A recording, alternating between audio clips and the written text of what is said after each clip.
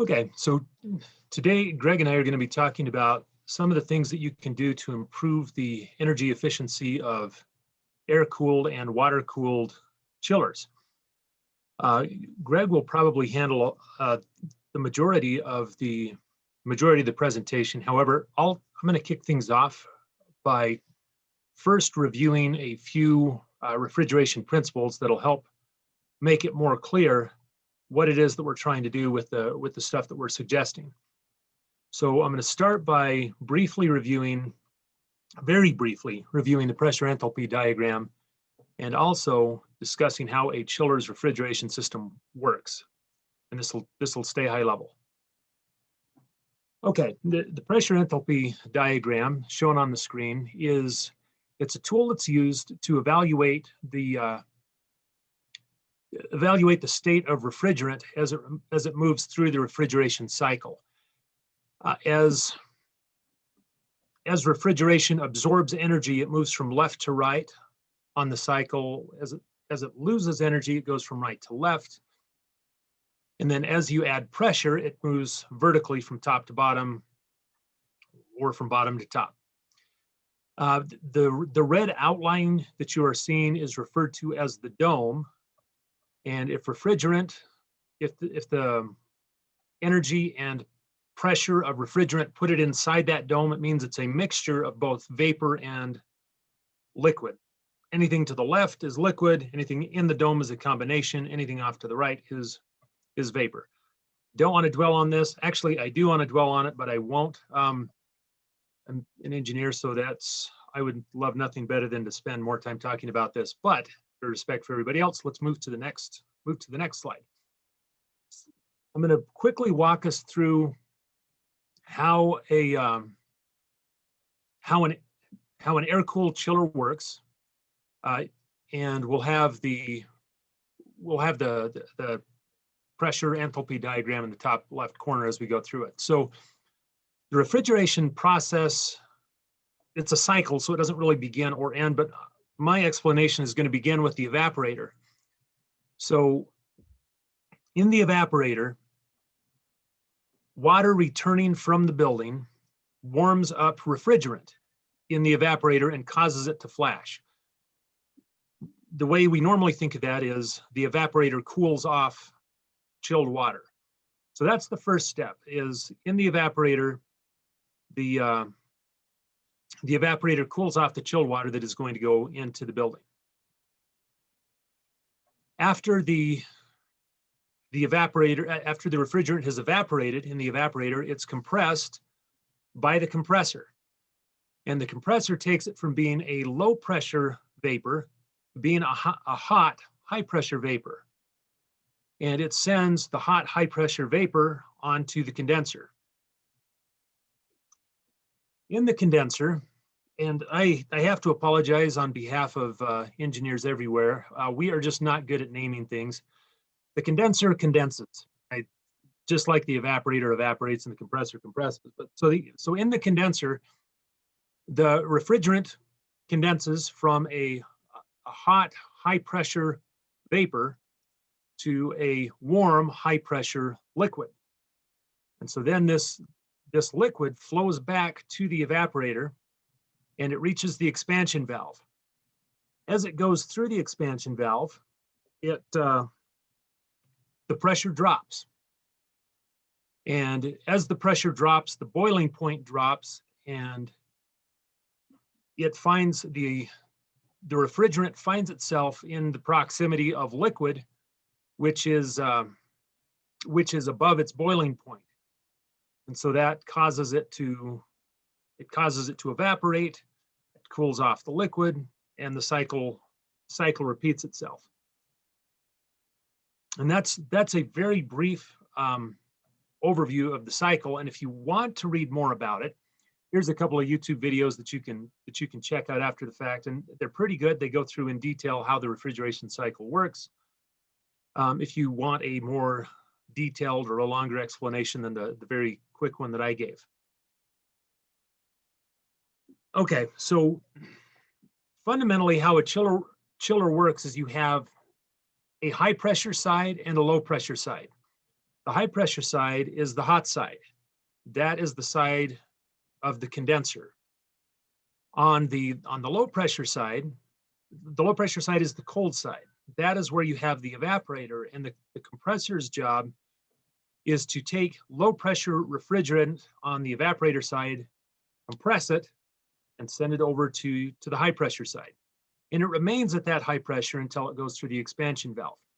Okay, next one. So just about all of the energy used by a chiller is consumed by the compressor.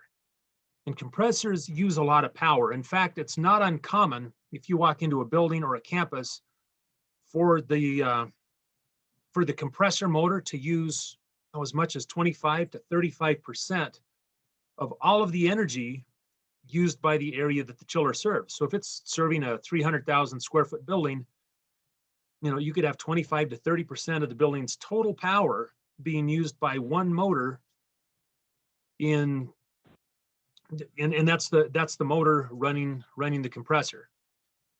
And so the amount of work done by the compressor depends on two things. One of them is by the difference in pressure between the low side and high side of the system. What's the pressure difference between your evaporator and your condenser? And the second thing is the amount of refrigerant that it has to compress. How much refrigeration is circulating through the system? So knowing that, there are two ways to decrease the amount of compressor work. One of them is to raise the temperature. And by the way, throughout this presentation, just about any time we use the word pressure, you could also substitute temperature. Generally speaking, raising the evaporator temperature means raising the pressure.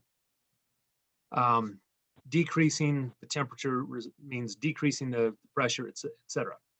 So if we're trying to decrease the amount of compressor work, you can either raise the evaporator temperature, in other words, make the cold side less cold, or you can lower the condenser temperature. In other words, make the hot side less hot, or the high pressure side less pressurized. Or you can reduce the amount of refrigerant flowing through the system. Okay, next slide.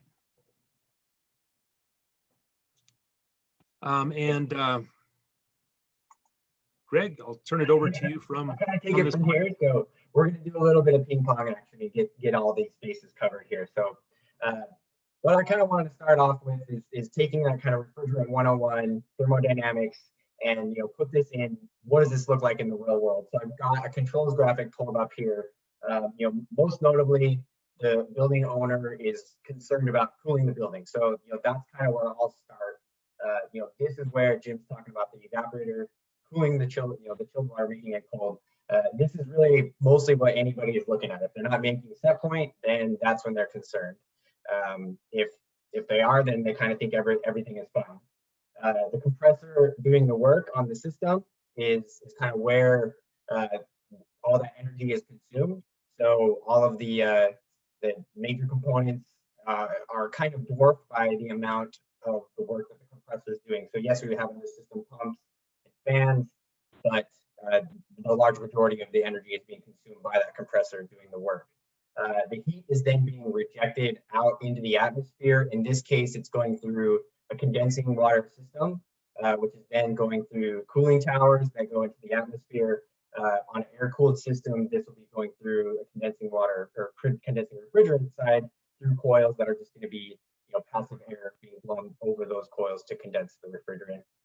And then the regulator or the expansion valve, this is kind of how much refrigerant you need to flow to maintain your system load. And so that's kind of just giving you that visual representation of what does this refrigerant cycle correlate to in the real world and into the rest of your system. Getting into it, I'm going to jump into kind of some real world examples of things that we've done and had success with on reducing overall chiller plants energy, and kind of giving you some examples of what works, when you can get away with doing, for example, warmer chilled water. I'll kind of break down some different strategies you can adopt for programming, or just identify how to go about So we'll start off there. We'll start off on the chilled water side of things. I think this is probably the most well-known, if you will, of opportunities out there. So what I've got depicted here is this enthalpy diagram representing basically bringing the floor up, I like to think of it as. So by creating warmer chilled water, we bring this pressure of the lower operating pressure of the compressor where it's starting to work, to take the work, bringing that up. So it's starting from a warmer pressure or warmer temperature, higher pressure. Overall, that reduces the compressor work. So it's represented here by the smaller arrow, basically. So I'm penciling out, you go from 44 to 50 in this case, and then I'll kind of break down, how do you know when you need 44? How do you know when you need 50? What we've found really good success with in doing that is to combine a reset in place that automates the pressure and the temperature to kind of work in tandem together. So this is, I've got represented a hospital here in Phoenix that we implemented both of these resets in place. And this is in August. So you can see the bottom graph here, the blue lines, we're consistently getting above 100 degrees every day. The red line is chiller plant efficiency. So this is total chiller plant energy and efficiency kW per ton, not just chillers. So it's accounting for towers, fans, and other pumps and everything. The middle line here is the system pressure and differential set point. And the top graph is the current chilled water temperature. So what I want to bring your attention to is initially we were always running at a fixed 22 PSI. We implement the new programming here, and you can see that pretty much every night, even though we're in the middle of August hitting 100 degrees days, we're able to back off of that 22 PSI, or basically that design pressure set point.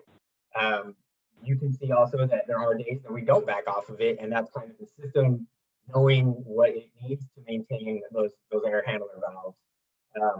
And so, this is kind of just that good representation that even on a 100-degree day, there's still opportunity to come off of that design pressure set point.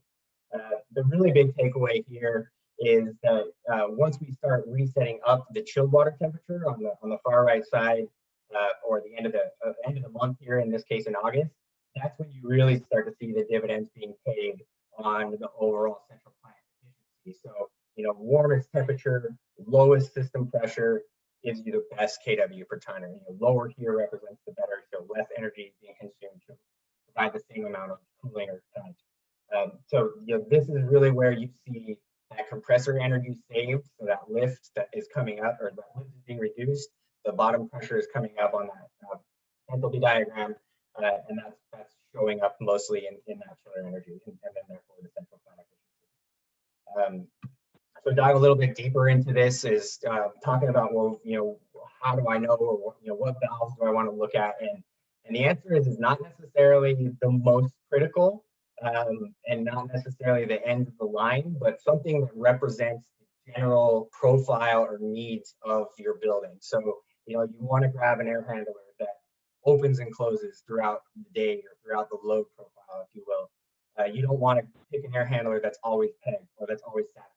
That's why you would kind of throw out first in the line, and end of the line is maybe arguable, but that's that one's usually going to be the first to start, right? So you don't necessarily want that driving the train all the time. What I do have shown here is a couple air handlers on the same campus, same hospital. These are actually OR air handlers, so these are deemed to be critical. But what I want to point out is that it's not always the same valve. So this is kind of that, taking the needs of the overall building as a representation of two air handlers in this case. We do have more valves selected, but this kind of just exemplifies my point here. So the one day, you have the one valve getting to 100%, and that's corresponding getting back to that 22 PSI. But then the next day, the other valve is now driving the system. And so this is just kind of giving you that feel for, one valve driving the train will help satisfy the other one, but it's not always that same valve. So you kind of want to ebb and flow as the system needs change day to day or season to season. Another kind of little good visual here, we like to think about the way the differential pressure and the temperatures interact with one another. We found good success here by resetting the pressure first and then the temperature second. And there's kind of a two-part reason behind doing that. The first is more straightforward in my mind. It's the lag time of the system. So when you have a need for more cooling at the air handler, you can give it more flow or you can give it colder water, right? And so the better, you know, what's going to get there faster? And the answer is you can get flow pressure to that valve faster than you can get cold water. So say you go from 45 to 42 degrees, now the chiller has to ramp up to meet that set point. You know, by the time it's actually getting that 42-degree water to that valve, it could be a half hour down the line, maybe longer. Whereas if you need more flow, you can get more pressure, and that can hit that valve, that air handler in need within a matter of minutes. So that's kind of the reasoning behind the logic of reset pressure first and then temperature second. And you can do that by splitting like a cooling need or a cooling load from the air handlers, 0 to 100, and then half of that is kind of your break point. So the first 50%, you go from your minimum to your maximum pressure, and then the second 50%, you go from your maximum temperature to your minimum temperature. And that's kind of just represented here. I'm going from 10 PSI up to 20 for the first 50%. Then I stay at my 20 PSI as I drop from 48 down to 42 degrees. So that's kind of just a good way to think about it. Another kind of plus or benefit is that you're capturing that lift component, the reduced chiller energy for that whole 50%, first 50%. So you're maximizing your chiller energy consumed by the compressor as long as you can until you really need it. And I like to think of this as, you know, automate it in a way where you're responding and getting to the design needs of the system. So, you know, it was engineered, it has a need to get to 42 degrees and 22 PSI. So you want to let the system get to where it was designed to do, but know when it can back off, and using the air handlers to kind of drive the system up or let it relax is a good way to go about doing that, you know when you're 60%. So that's kind of the chilled water side of things. Now we'll flip it over and we'll look at the condensing water side. And same sort of concept is here. You're trying to reduce the amount of work that the compressor has to do on the refrigerant. And I like to think of this as bringing the ceiling down. So you're bringing that high pressure side of the system down to a lower point. So now your compressor doesn't have to push as hard to get it there. In this case, you know, I've got 85 and 60 here as our kind of change, capturing this here. The box, by the way, is basically the amount of work done on the system. So shrinking that box reduces the amount of work. The 85 here, that's pretty common for a selection point on a chiller in Arizona, or at least in Phoenix. You know, 85 entering, 95 leaving is you know, very common. So you know, it's nice to say, well, yeah, we can just go off of 85. We're going to save compressor energy. A lot of designers will go and do that. They'll have the initial programming maybe set 70 degrees, let's say. And that's good. They're moving in the right direction. But I think what's often neglected or missed is that how much is still left on the table stopping at 70. There's a lot of times that a lot of chillers that can go quite a bit colder than that. And I think the takeaway here is to basically figure out how cold you can go and push right up to that limit, because it'll really maximize your chiller efficiency and reduce the overall energy consumed. So, you know, kind of getting into a real world example of what does that look like, or, you know, how do you know? So this is that same facility. This is now we've implemented the condensing water temperature control here. We did a couple things, so I'll break down what we did and how you can see it in the graphics here. So the red line represents the set point. I want to say this is in November, maybe October. So to kind of exemplify, you can get, you know, cooler temperatures once the outside air conditions permit. But we're always basically driving to that set point. You don't necessarily get there very often, but when you do, it corresponds to some of your most efficient points of operation. So, you know, when you're actually meeting this 58-degree condensing water entering temperature, you're hitting chiller plant efficiencies that you never would have. So, for example, if you were to say set it at 65, that's kind of putting you in this section here, which would pigeonhole you of maybe a 0.45 or 0.5 kW per ton, and that's kind of the best you're going to get. Whereas by running your cooling towers a little bit harder, you're able to achieve a much better efficiency. So, you know, how did you get there? How do you know you can go colder? It's a couple of things here. So, well, first, we did increase the number of cooling towers run at this facility, so they had a header condensing water system. We were able to run additional cooling towers. I want to say N+1. We maybe even had a few times with N+2, where N is the number of chillers running. So, you know, one chiller is running with maybe 1 or 2 cooling towers. There's going to be a flow limit there, so, you know, figure out where your manufacturer flow limits are. It could be the chiller, sometimes it's the cooling tower. So just do your due diligence to figure out that you're not going to cause any damage to the chiller or cause scaling on your cooling towers. But it's worth noting for a design scheme that if you can get additional cooling towers, you maximize that surface area, you increase your surface area, so more time you can get colder condensing water. So that's worth noting here as well. And it's not just about bringing the ceiling down, it's not just about pushing the bottom up. So that's kind of the first place to start. You want to do with automating that programming and making it respond to the dynamics of your needs. But there's other things that can kind of go unnoticed. Kind of I initially pointed out that if your building's making the chilled water temperature set point, then the common thought process is like, well, everything is good. But you wouldn't believe how many chillers that we see are undercharged and are not are basically using more energy than they should in order to meet that chilled water temperature. You can see sensor issues, kind of where temperatures deviate over time. You think you're making 45-degree water, but you're actually making 43 degrees. That chiller now is running harder, or on the other side of it, you think you're making 45, but you're actually making 48. That's something that now potentially you're putting your system or your spaces at risk of being out of compliance or whatever it may be. So sensor issues, doing PMs on those, checking them regularly is definitely worth noting. Incorrect VGD and bad IGB actuators, I've got pointed out here. So VGDs are variable geometry diffusers. Inlet guide vanes and IGVs, you may also see these called as pre-rotational vanes. These two components are in chillers as a capacity control. It could be on chillers that are fixed speed, so no VFD, but a lot of times they're on chillers with VFDs as well. So they all have to play nice together and work in tandem. So if you see something going wrong, or if you notice that something's failed with these, it'll cause that chiller or that compressor to work harder to maintain the same temperatures and whatnot. So incorrect capacity control or failed actuators on that capacity control will make your compressor work harder. Resetting surge maps here. This is generally a York-related chiller thing, but what a surge map is basically the window of safe operation that the chiller sees as like a safe envelope of these temperatures, these pressures. I was able to run at this frequency and I didn't surge. If it surges multiple times under those same conditions, it'll basically black it out and say, don't go there again. That's what a surge map does. It kind of creates this profile of where the chiller says or knows that it's safe to run. Resetting surge maps, a lot of times that never gets done. And I would say, at least when you do major programming changes on a system, that warrants doing a reset on those surge maps.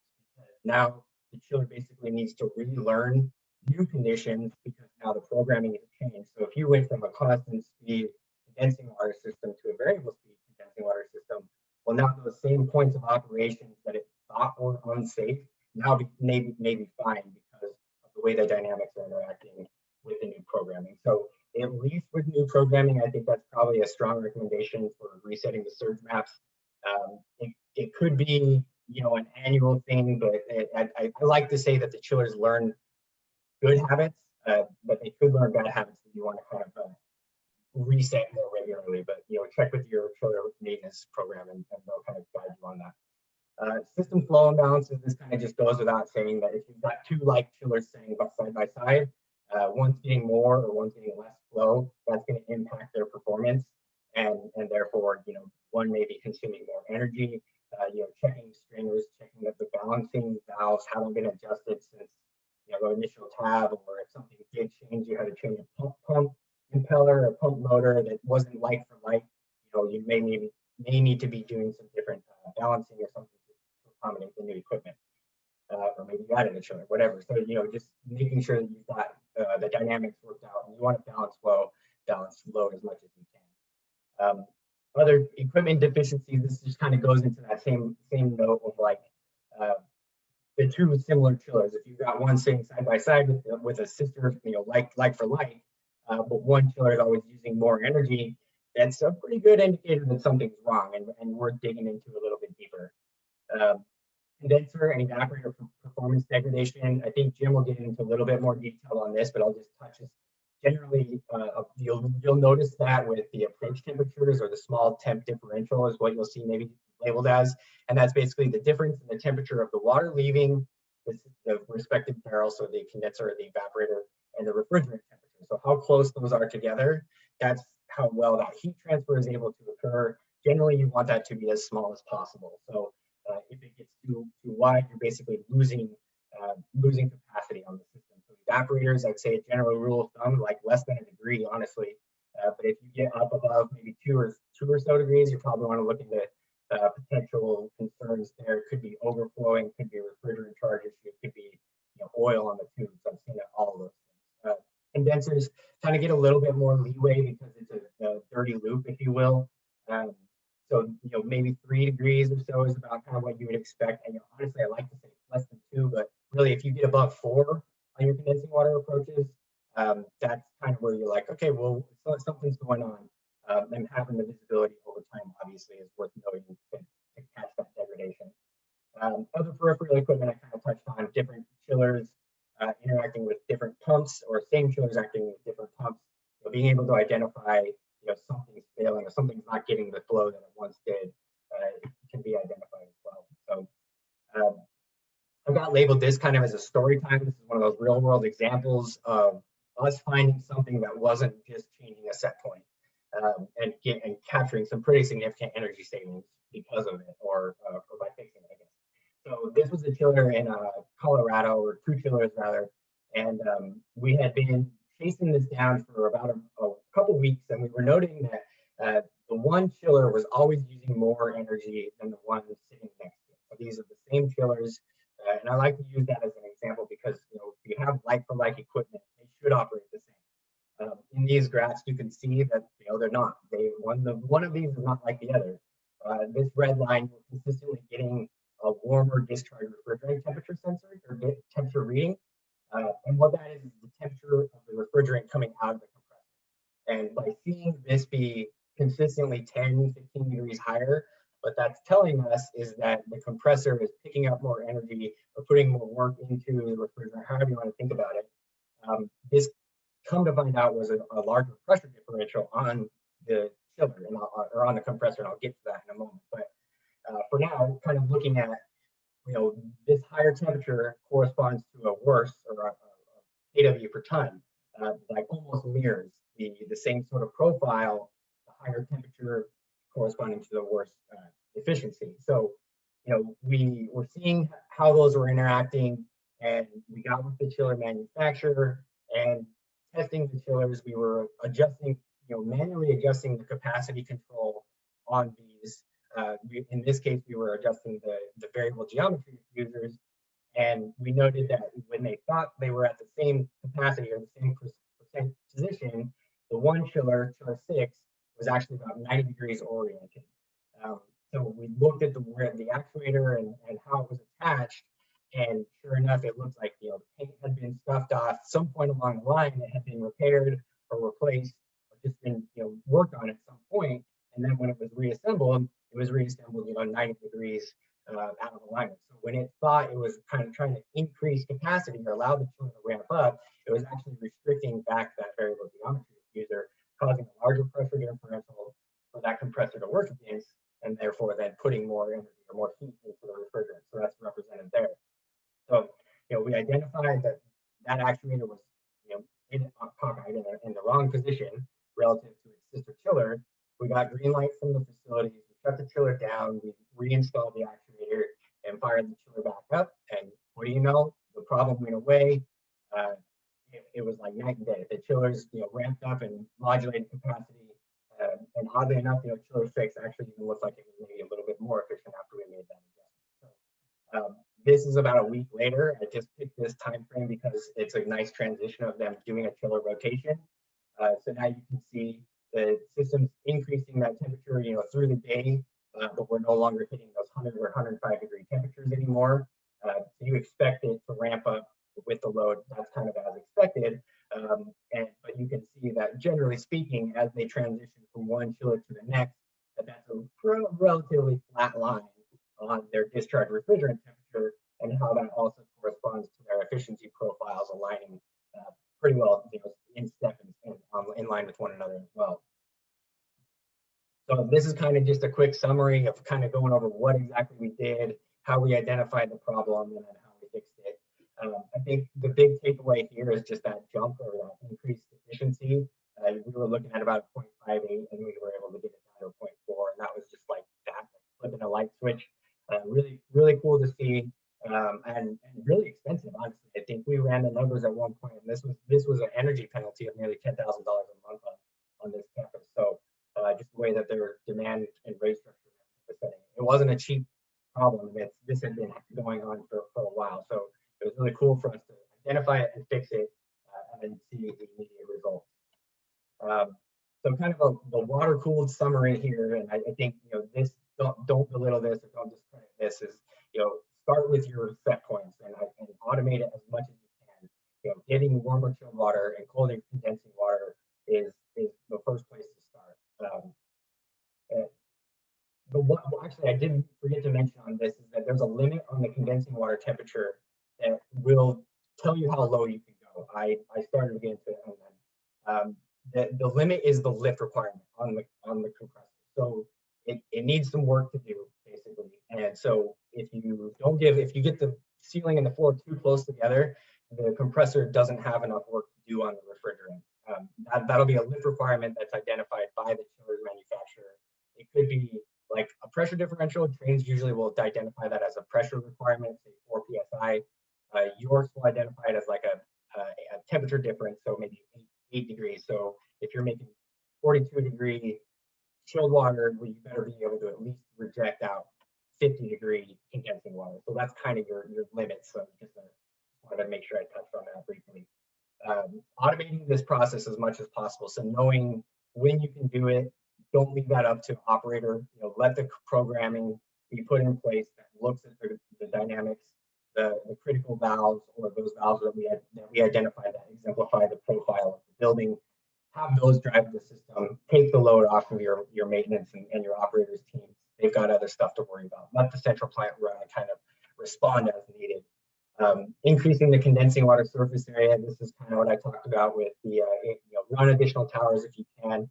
If you're doing a retrofit on the existing central plant, consider doing some piping adjustments where you can have those header systems or have the redundancies. So if you were down a pump or you're down a tower, you're not down a whole chiller system.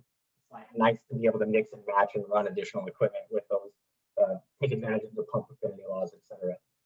A couple other things kind of just look at is just looking at have a system in place where you can monitor your equipment over time. Being able to identify same chillers operating differently. If you're not looking for it, well, you won't know that it's a problem. So monitoring is kind of definitely something to make sure you're on. It's important. It's becoming more and more important how having that visibility and building a team that's looking at it. Chillers being able to meet set point doesn't necessarily mean that nothing's wrong. That's just like you can do better. There's more to it than just meeting chilled water temperature. Annual service checks. This is a kind of feedback into that monitoring that they work from a checklist. When they're doing their annual services, maybe they punch tubes, maybe they don't. It depends on who you're paying and how much you're paying, honestly. So if you can get away from the checklist items and have the visibility to work with your mechanical service provider that you point out the degradation and you're able to say, hey, my evaporator isn't as performing as well as it once was. I probably should maybe consider getting my tubes punched on my evaporator side. That's something that if you don't bring it to the table or you don't bring it up, that's something that they may or may not do. Evaporators often get neglected because that's a closed loop system, so it doesn't get fouling, and that's just not the case. So making sure that you have that visibility and that you can guide your services to fix the things that are important or that you're noting are degrading, the better off you'll be in the long run. So that's kind of the water cooled side of things, and I'll pass it back over to Jim and he'll get into some of the air cooled side. But first. Oh yeah. So thank you, Greg. One thing that we wanted to mention is that it's worth reaching out to the utility company to find out if there are incentives or rebates available for any of the the things that we're talking about today. Greg was talking mostly about recommissioning or retro commissioning opportunities, ways of adjusting your system, getting it to run the way it's supposed to run again. And the ones I'll be talking about for the air-cooled chiller have more to do, or generally fall under the category of capital upgrades or improvements. The one point I'd want to reemphasize that Greg brought up is if you have two chillers of the same capacity and same type that are running together and they don't run the same, it's not because one of the chillers has a different personality. I can't tell you how many times I've been on site and I've been told that, oh, that chiller is cantankerous or it has a bad personality. It just doesn't do as well. Hate to break it to you, chillers don't have personality. If one of them is not behaving the same as the other, one of them's got something broken, and it's worth finding out what that is. One last thing on rebate opportunities, is to contact your utility provider early. We see more projects miss out on rebate and incentive opportunities because they don't include the utility early enough than for almost any other single thing. Okay, that's it on the utilities. So I'm going to talk about some of the ways that you can save energy on an air-cooled chiller. And the principles are going to be the same as for water-cooled chillers. The overall message is that you're trying to decrease the amount of compressor lift. In other words, you're trying to decrease the difference between the high pressure side of your system and the low pressure side of your system. And the most common way of saving energy on air-cooled chillers, and in fact, for most people, the only way that they know of saving air on an air-cooled chiller, is to raise the chilled water temperature. And doing that is a good idea. You can improve the system efficiency by about 1.4 or 1.5% per degree of increase. So for example, if you were to, just to make the math easy, if you were to take a chilled water system that was running at 40 degrees and raise it to 50 degrees, you'd have about a 15% reduction in compressor energy. With water-cooled systems, it's even more than this, but with air-cooled, it's typically about 1.5% per degree. So any little bit that you can inch it up will make a measurable difference. Now, the less obvious part of this, we're familiar with raising the chilled water temperature. It's also important to raise the evaporator temperature. And you might wonder, what's the difference between the two? There shouldn't be a difference, but there often is. So the evaporator temperature is the temperature of the refrigerant that the chilled water is flowing through on your chiller, on your evaporator barrel. You've got chilled water going in, running through it, and coming out the other side. Ideally, you want your refrigerant temperature to only be a degree or so colder than your chilled water temperature. We'll see some chillers where the evaporator is running 5 or even 10 degrees colder than the chilled water supply temperature. Chilled water supply will be 45 degrees and the evaporator temperature is 35. And if you've got a 35-degree refrigerant bath and you're getting 45-degree water out of it, something's wrong. You have a bad approach temperature.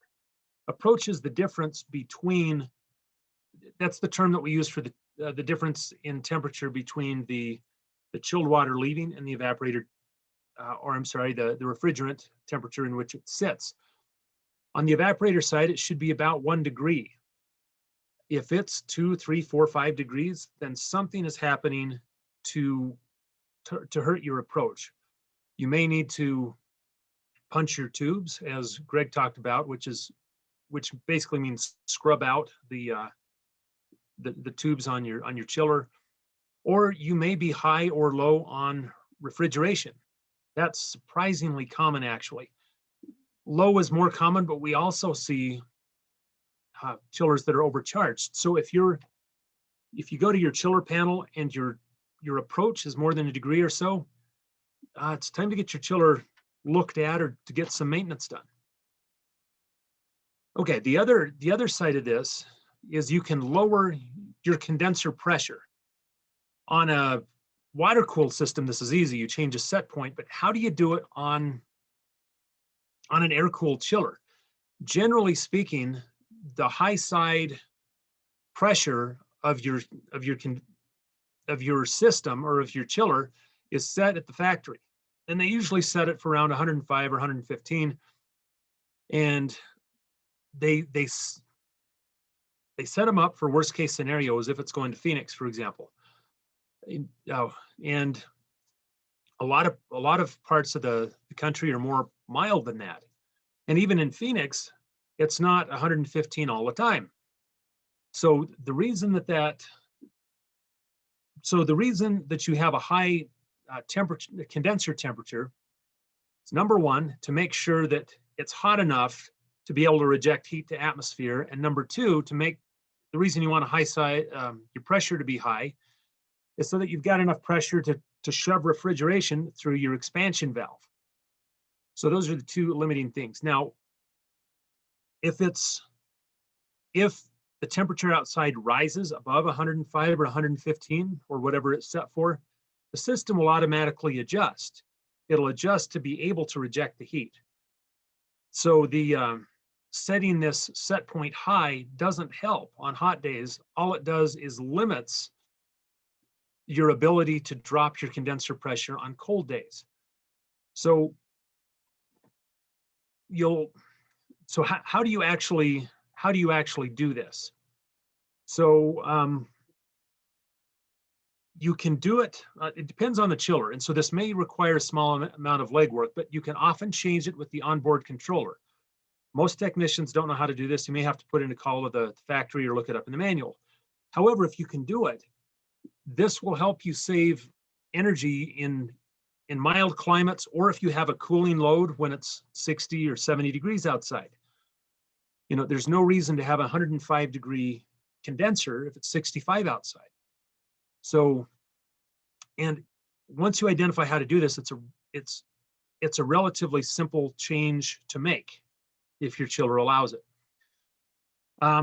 You want to be careful, however, to not drop your pressure too far, because if you do, if the pressure difference between the high side and low side gets too low, you may not have enough oomph, enough pressure to push through the expansion valve. But stick around for a minute, we'll talk about that. Common way of lowering condenser pressure is to put in a bigger condenser. If you oversize your condenser, then it doesn't have to be as hot to get rid of the same amount of heat. But as you are well aware, retroactively upsizing a condenser is not a valid option, or it's not a cost-effective option. So one of the things that we found that is you can actually more effectively use the condenser that you have. So let me show an example that illustrates this, or a picture that illustrates this. As if you were to look at your condenser, and again, the job of the condenser is to allow refrigerant to condense. However, it generally gets used for other stuff as well. The first, sometimes 20 or 30% of the condenser sometimes is just used to bring the high pressure vapor down to condensing temperature. So by the time the refrigerant gets down to condensing temperature, it's already a third of the way through the coil. And I mean, it's got to cool off somehow, but that reduces the amount of area you need for condensing. Then down at the bottom, so what you don't want to do, you don't want to ever have your refrigerant still be in vapor form when it leaves your chiller. So a way to avoid that is by allowing some liquid to pond at the bottom of your air-cooled chiller. That helps ensure that you have liquid going downstream, but the problem is it takes up the area. It costs you area that you can actually use for condensing. So you might only be using 50 or 60% of your condenser for condensing, which is requiring you to run hotter than is needed. So how do we use it more effectively? Well, one thing that you can do is you can take your incoming refrigerant and flash off a small amount. If you do that, you can reduce the heat of the refrigerant coming in. Now, by flashing off some refrigerant, you do give up some overall cooling capacity. Your maximum tonnage is going to come down. However, you've increased the area available for condensing, which means you don't have to run the condenser as hot, which means the compressor doesn't have to work as hard. So the trade-off is typically well worth it to give up a small amount of capacity in exchange for efficiency. Now, the other thing that you can do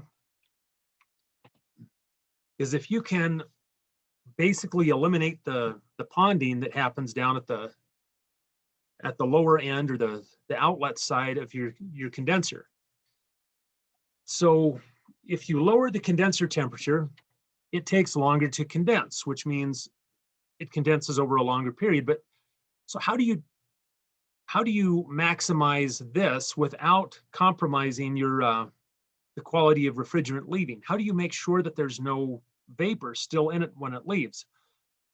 What you can do is you can install a receiver tank with a liquid sensor underneath your condenser.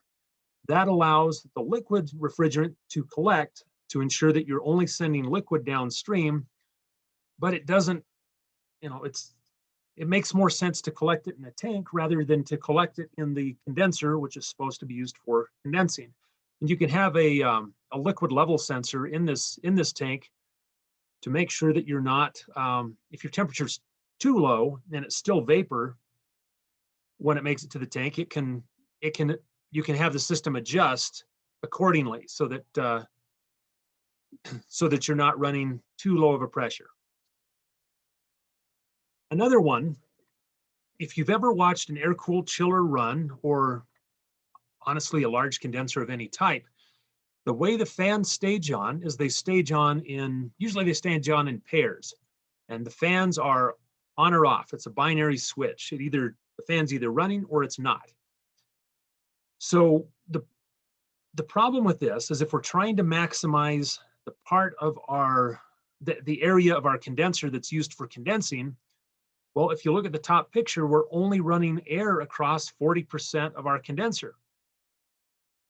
And so a way you can use your condenser area more effectively is to install a variable frequency drive, or control the fans with a variable frequency drive or drives, depending on how you set it up. And if you operate your fans in parallel, it does two things. One of them, the fact that just due to fan affinity laws, it uses a lot less energy to run all 10 fans at 50% speed than it does to run 4 of them at 100% speed, because there's a cube relationship between the two. But the more important part of this is that you're actually pulling air across your entire condenser, which means that the system can operate at a lower pressure or temperature and still get rid of the same heat. And that reduces the amount of compressor work. So, well, how low can you take it? You have to be careful not to reduce your pressure too far, because if you do, you won't be able to overcome your expansion valve. You won't be able to move refrigerant as quickly as you need to. And so there's a couple things you can do. One of them, an electronic expansion valve has less resistance than a regular expansion valve. So replacing a regular expansion valve with an electronic expansion valve reduces the amount of lift difference required between the high and low sides of the system. And okay, so another option is to add a liquid pump in the condensing line after it's left the condenser. And if you've installed a receiver tank, have it downstream from the receiver tank. This does two things. You install a pump to pressurize the line between the pump and the expansion valve. It does a couple things. One of them is it makes sure that there's enough pressure to get it through the expansion valve. The second thing is by pressurizing it, by boosting the pressure, you can see on the diagram in the bottom left, by boosting the pressure a little bit, you can ensure that it stays in liquid form until it reaches the expansion valve. But someone might wonder, well, if you're going to have, all you're doing is pressurizing the line with the pump instead of pressurizing it with the compressor. And technically that's true. The thing is, though, is that pumps are a lot more efficient at moving liquid than a compressor is. Pumps are commonly in the 60 to 80% efficiency range. A compressor, you're down in the 20s and 30s. It's a lot more effective if you're trying to boost pressure in a liquid line to have a pump do it than to try to make it happen by squeezing vapor, which is what a compressor does. So by adding this liquid pump in and dropping the pressure on the high side of your system, essentially you're shifting the compressor work from the compressor to a much, much more efficient pump. Now, a couple of warnings. Not all systems will accept these modifications. You're going to want to have an engineer take a look at it and evaluate what needs to happen to make the adjustment work. They'll include things like, or they'll look at things like what type of refrigerant you have, what type of chiller, et cetera. And an engineer can help you figure out if it makes sense and how to go about doing it. So to recap, with air-cooled chillers, as with water-cooled, compressor savings are the result of reducing lift. In other words, reducing the difference in pressure between the high pressure side and the low pressure side of the system. Most air-cooled condensers by default are set too hot, and you can save substantial compressor energy if you can maximize the area of your condenser that's actually used for condensing. By pre-cooling the refrigerant coming in, for example, with the de-superheater, by adding a receiver down at the bottom so that you don't have to collect liquid at the bottom of your condenser, and by operating your condenser fans in parallel so they all ramp up and down together and you use the full condenser area. And you've got to have enough pressure for the expansion valve to work correctly. So you can install a liquid pump to help with that. You can replace a thermal expansion valve with an electronic expansion valve. And that's all I have on air-cooled savings. And I'm going to hand it back over to Greg. Thanks, Jim. And this is kind of just the last word, if you will. So kind of combining between water-cooled systems and air-cooled systems, you can tell there's a lot of similarities here. And the first one is just reducing that compressor lift. So the amount of work that the compressor has to do, increase your chilled water temperature or decrease your condensing refrigerant, let's say, because it'll impact either your condensing water or your condensing fans.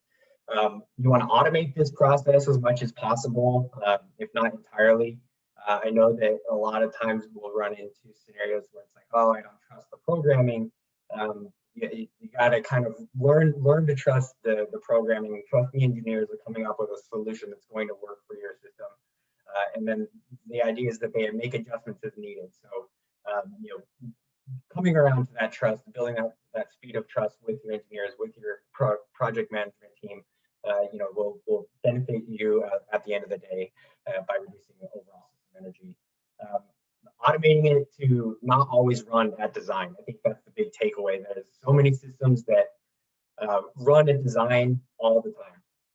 And so by running the system at design when it needs to, so when you reach those 115-degree days, you better be making that 42-degree water or whatever it was designed for.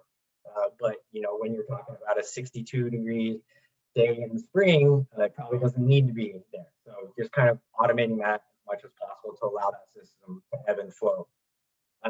Maximizing your condensing surface area. So do that by expanding the number of fans on run your air-cooled system, so you're taking advantage of more of that coil with airflow across it. Or in the case of a water-cooled system, run additional cooling towers. Again, note your flow limitations there. Sometimes it's the chillers, sometimes it's the cooling towers, but almost always you've got, let's say, 50% turn down, so you can run 2 cooling towers to 1 chiller. It's almost always worth that trade-off of paying that fan penalty in exchange for saving the compressor energy.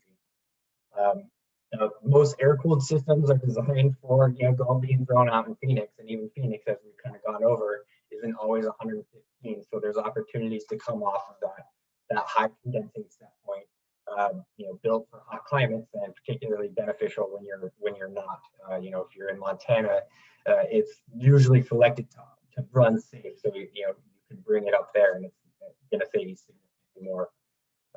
Monitoring your system performance, that's kind of just making sure you have eyes on everything. If you're, like I mentioned, you're not looking for it, you won't know that there's a problem, you won't know that there's degradation over time. Having a team in place that's looking at it regularly and also has the leveraging to get a mechanical vendor out there if they find a problem and get it fixed, so that as soon as they identify it, it gets resolved rather than becoming a problem on the design day and then you can't meet those design conditions. So all too often, that's when people realize that something's broken, is the day that it can't break. And then kind of the last one there is kind of challenge us, or challenge your team to find something. I don't think there's been a central plant that we've been in that we weren't able to find at least some opportunity. So kind of just pointing to the fact that there's always something you can improve on. If it's not now, it'll show up in 6 months when you're at that higher load. Different load profiles will show different. They'll shed light on different problems, if you will. So there's a lot of devils in the details. So finding them and getting them fixed is huge. I think that's largely it. I think we do want to open up the floor for any questions for anyone that may have it. I'm not sure if they'll be in just the chat box or if they have a subset already submitted. So I'll open the floor for that.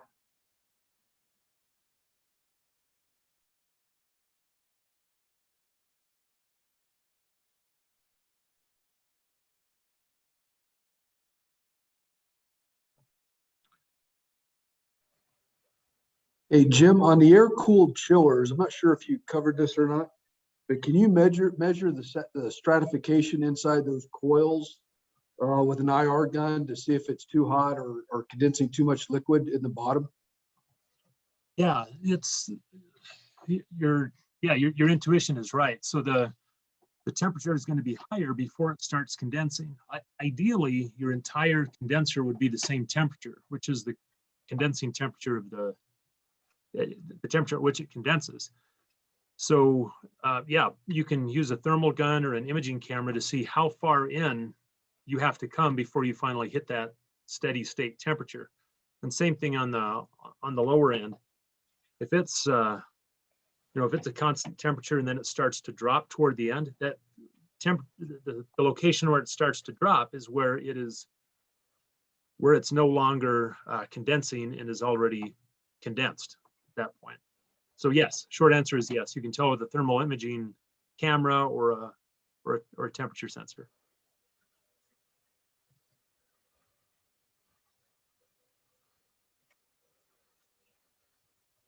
As a follow-up to that question, so what would be a fix if you're seeing that it's either too hot or too much condensing going on? How would you fix that? Okay, so if it's honestly, you'd probably want to get you'd want to get an engineer involved, have one of them help you tailor the system, or I'm sorry, tailor the solution for your specific system. But what you're going to be doing is if it's condensing over too narrow of an area, you're going to, number one, try to reduce your condenser pressure. And then as you decrease the incoming temperature with the de-superheater, or as you add a receiver tank down at the bottom, that's going to increase the amount by which you can reduce the required pressure in the system, if that makes sense. And so, but you're going to want to have an engineer tailor that solution to that specific chiller.